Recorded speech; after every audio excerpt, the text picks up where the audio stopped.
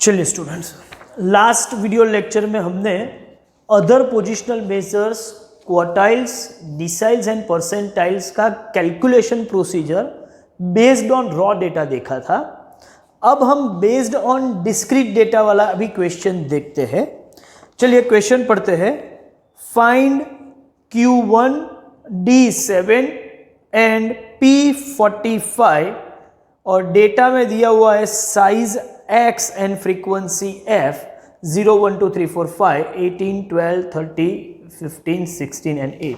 चलिए कैलकुलेशन कैसे करते हैं। मैंने आपको बताया था कि आइडेंटिकली आप प्रोसीजर को मीडियन के प्रोसीजर के साथ मैच कर सकते हैं।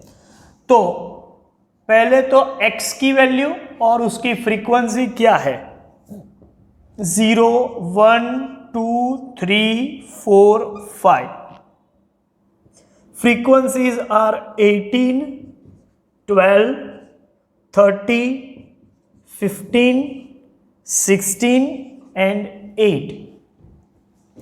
करना क्या होगा भाई, क्यूमुलेटिव फ्रीक्वेंसी जो मीडियन में करते थे ऐसे ही, डिस्क्रीट डेटा है तो less than type cumulative frequency पहले निकालेंगे। सो 18 plus 12 30, 30 plus 30 60, 60 plus 15 75, 75 plus 16 91, 91 plus 8 99, मतलब टोटल 99 है। अब जो क्वेश्चन है वो रिक्वायरमेंट पे आ जाते हैं। रिक्वायरमेंट नंबर 1 एक तो है Q1, वैल्यू ऑफ Q1। तो यहां पर भी फैक्टर वैल्यू, जैसे मीडियन में n+1 डिवाइड बाई 2 करते थे, तो क्वार्टाइल के लिए फैक्टर वैल्यू होगा j इंटू n+1/4, डिसाइल के लिए j इंटू n+1/10, परसेंटाइल के लिए j इंटू n+1/100। ये हमारे फैक्टर वैल्यूज है। तो पहले मैं वो निकाल दूं, Q1 है तो 1 into n+1/4, that means 1 into 99 plus 1 divide by 4, ये 100/4, मतलब ये वैल्यू 25 है। अब क्यूमुलेटिव फ्रीक्वेंसी में एग्जैक्ट 25 हो तो वो देखो, नहीं है तो जस्ट ग्रेटर 30 है और उसके अगेंस्ट ऑब्जर्वेशन 1 है, तो Q1 की वैल्यू 1। लेकिन मैं लिखूंगा cumulative frequency just greater then 25 is 30, therefore Q1 is observation corresponding to cumulative frequency 30 is 1। तो आप लिख सकते हो कि यहां मैं लिख दूं is 30, therefore Q1 equals to 1। तो चलिए भाई, पहले Q1 का आंसर तो हमारा आ गया। आगे बढ़ते हैं। सेकेंड रिक्वायरमेंट क्या है? सेकेंड रिक्वायरमेंट है D7, value of D7। D7 में आपको फैक्टर वैल्यू निकालनी पड़ेगी 7 इंटू n+1/10, क्योंकि ये डिसाइल है। तो 7 इंटू 99 प्लस 1 डिवाइड बाई 10, तो ये आएगा 70। अब क्यूमुलेटिव फ्रीक्वेंसी में एग्जैक्ट 70 ना हो तो जस्ट ग्रेटर देन दैट, तो लिखेंगे cumulative frequency just greater then 70 is 75, और 75 के अगेंस्ट ऑब्जर्वेशन 3 है, तो आप आंसर लिख सकते हो D7 equals to 3। Third requirement है P45। ठीक है, तो वैल्यू ऑफ P45, पहले factor value 45 into n+1 divide by 100, तो ये होगा 45 इंटू 99 प्लस 1 डिवाइड बाई 100, तो ये होगा 45।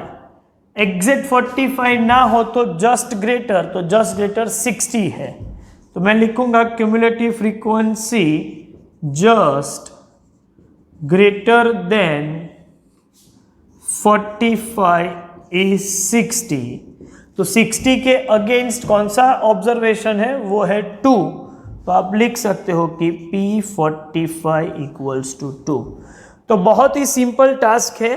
प्रोसीजर ये है कि पहले स्टेप में आपको डेटा जो दिया हुआ है डिस्क्रीट डेटा, वो वेरिएबल और फ्रीक्वेंसी इंक्रीजिंग ऑर्डर में अरेंज करके रखो। ये क्वेश्चन में एक्स ऑलरेडी इंक्रीजिंग ऑर्डर में था तो वो तो काम हो गया था। Second step, obtain cumulative frequency of less than type.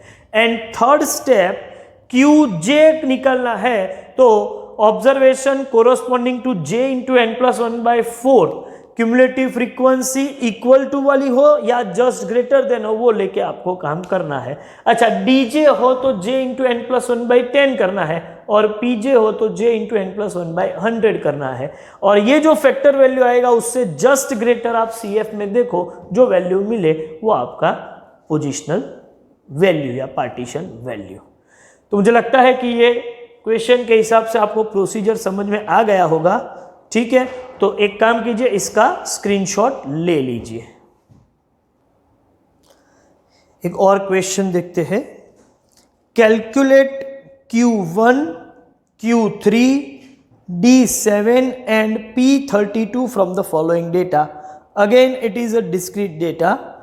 Question में है मेजरमेंट और फ्रीक्वेंसी। तो पहले मैं क्वेश्चन को प्रेजेंट कर देता हूं। मेजरमेंट मतलब x लेते हैं और फ्रीक्वेंसी x की वैल्यूज है 1 2 3 4 5 6 7 8 9 एंड 10। उसका अगेंस्ट फ्रीक्वेंसी है 10 12 18 20 25 21 20 15 12 एंड 8। चलिए, पहला काम क्या होगा? ऑब्वियस है सर, डिस्क्रीट डेटा है तो एक तो पहले ऑब्जर्वेशन को अरेंज करेंगे, ये ऑलरेडी अरेंज करके रखा हुआ है। तो सेकेंड स्टेप में हम करेंगे क्यूमुलेटिव फ्रीक्वेंसी। ठीक है, तो वो क्यूमुलेटिव फ्रीक्वेंसी निकाल देते हैं लेस देन टाइप की। 10 10 प्लस 12 22 22 प्लस 18 मतलब 40 40 प्लस 20 60 60 प्लस 25 85 85 प्लस 21 ये आएगा 106 प्लस 20 126 प्लस 15 141 प्लस 12 तो ये होगा 153 प्लस 8 ये होगा 161। तो टोटल हो गया 161। चलिए, यहां तक तो किसी को कोई कंफ्यूजन नहीं होना चाहिए। अब जो क्वेश्चन है उसमें पहले पूछा है Q1, उसके बाद Q3, फिर D7 एंड P32, 4 क्वेश्चन है। वन बाय वन हम हर एक क्वेश्चन को सॉल्व करते हैं। तो फर्स्ट रिक्वायरमेंट जो है, रिक्वायरमेंट नंबर 1, वो है वैल्यू ऑफ Q1। अच्छा, Q1 में एक ऐसा पॉइंट है पर्टिकुलरली ये क्वेश्चन के लिए कि वो रूटीन कैलकुलेशन से, हमारे प्रोसीजर से थोड़ा अलग जाने वाला है। मतलब मैं उसको बोल सकता हूं कि ये हमारे प्रोसीजर का एक एक्सेप्शन है। ठीक है, तो मैं Q1 पर्पसफुली लास्ट में करता हूं, बाकी के वैल्यू हम पहले निकाल ले। तो Q1 को छोड़ के मैं सेकेंड क्वेश्चन पे आ जाता हूं, और वो क्या है भाई? Value of Q3। चलिए पहले Q3 निकाल लेते हैं। फैक्टर वैल्यू ऑब्वियस है sir, 3 into N plus 1/4 3 into 161 plus 1 divide by 4। चलिए कैलकुलेटर पर इसका वैल्यू निकाल लेते हैं। तो ये होगा 162 डिवाइड बाई 4 इंटू 3, ये आने वाला है 121.5। अब सिंपली हमें ये चेक करना है कि क्यूमुलेटिव फ्रीक्वेंसी 121.5 से जस्ट ग्रेटर, हाँ जस्ट ग्रेटर 126 से, उसका अगेंस्ट ऑब्जर्वेशन 7, तो मेरा काम हो गया। Q3 का वैल्यू 7। सिर्फ लिखेंगे cumulative frequency just greater then 121.5 is 126, और 126 के अगेंस्ट जो ऑब्जर्वेशन है वो ऑब्जर्वेशन कौन सा है? वो ऑब्जर्वेशन 7 है। तो Q3 का वैल्यू 7। तो ये तो कोई प्रॉब्लमेटिक नहीं है, काम भी हो गया। थर्ड रिक्वायरमेंट है हमारा D7।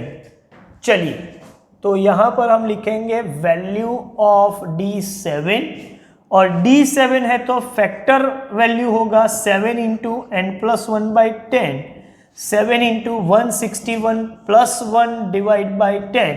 इसका कैलकुलेशन करें तो 162 इंटू 7 डिवाइड बाई 10, ये आने वाला है 113.4।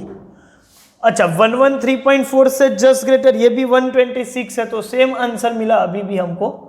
Cumulative frequency just greater then 113.4 is 126, so D7 is equal to 7। चलिए, फोर्थ रिक्वायरमेंट है percentile 32, so value of P32, इसका कैलकुलेशन करें तो 32 into n+1/100, 32 into 161 plus 1 divide by 100, तो ये आंसर होना चाहिए 162 इंटू 32 डिवाइड बाई 100, 51.84, और 51.84 से जस्ट ग्रेटर देखा जाए तो 60 है। So cumulative frequency just greater than 51.84 is 60, तो 60 के अगेंस्ट कौन सी वैल्यू है 4, तो P32 इज 4। तो इसका ये मतलब कि सर ये तो सिंपल ऐसे ही करना है, यहां भी ऐसे ही करना है, लेकिन ये एक एक्सेप्शन है Q1। ध्यान से देखिएगा, ये क्वेश्चन करने का पर्पस यही था कि मैं Q1 पढ़ाना चाहता हूं। Q1 नहीं, Q1 जैसी कभी भी सिचुएशन आ सकती है, तो पहले तो काम वही करेंगे जो हमारा रूल है फैक्टर वैल्यू। तो Q1 का फैक्टर वैल्यू होगा 1 इंटू n+1/4, मतलब 1 इंटू 161 प्लस 1 डिवाइड बाई 4। चलिए, इसका आंसर कितना है 162 डिवाइड बाई 4, ये आ रहा है 40.5। अब यहां से प्रॉब्लम शुरू होगा। सर ये 40.5 है तो जस्ट ग्रेटर 40 नहीं चलेगा, 40.5 मतलब उससे ग्रेटर हो तो 60, तो आंसर 4 लिख दे बस। ये एक जगह पर याद रखना, ये एक्सेप्शन है, हमारे प्रोसीजर का एक्सेप्शन है, रूल के हिसाब से तो बिल्कुल बराबर है। एक्चुअली हम 40.5th ऑब्जर्वेशन निकाल रहे हैं। जैसे यह 121.5th ऑब्जर्वेशन क्या होगा, 121 प्लस 122 डिवाइड बाई 2, तो 121 भी पर भी 7 होगा और 122 पर भी 7 होगा, क्योंकि 107 से लेके 126 सभी ऑब्जर्वेशन 7 ही है। लेकिन मतलब आप रूल क्या याद रखेंगे कि 40.5, तो क्यूमुलेटिव फ्रीक्वेंसी में जब हम देखते हैं तो यहां जो फैक्टर वैल्यू मिल रहा है उसका इंटीजर पार्ट यहां मैच हो रहा है। इसको छोड़ के कहीं पर भी ऐसा नहीं था कि 121.5 का इंटीजर पार्ट 121 कहीं पर नहीं है CF में। जैसे कि यहां पर 113.4, तो इसका इंटीजर पार्ट 113, तो 113 पूरे CF में कहीं पर नहीं है। 51.84 उसका इंटीजर पार्ट 51, तो 51 कहीं पर CF में है, नहीं है। लेकिन ये केस में 40.5 का इंटीजर पार्ट 40 CF में अवेलेबल है।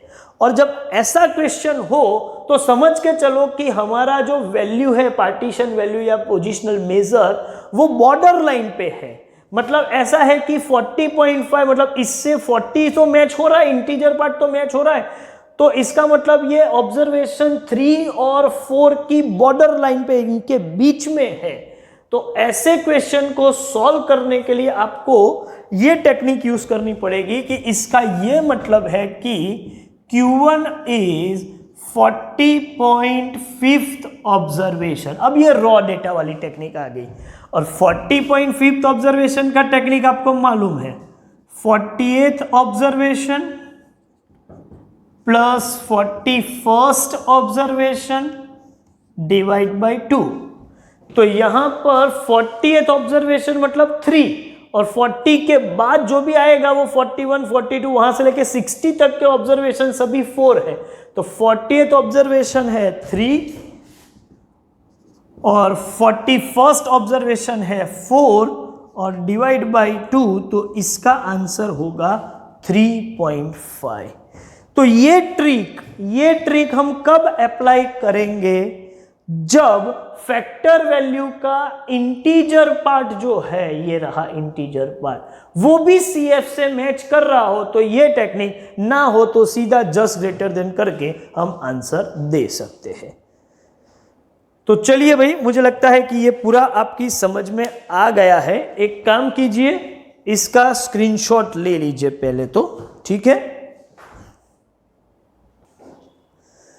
अब based on this discussion you can complete homework given in screen पर जो लिखा हुआ है, ठीक है, वो क्वेश्चन जितने हैं वो आपको होमवर्क में करने हैं। हम यहां पर ये सेशन खत्म करते हैं। Thank you very much.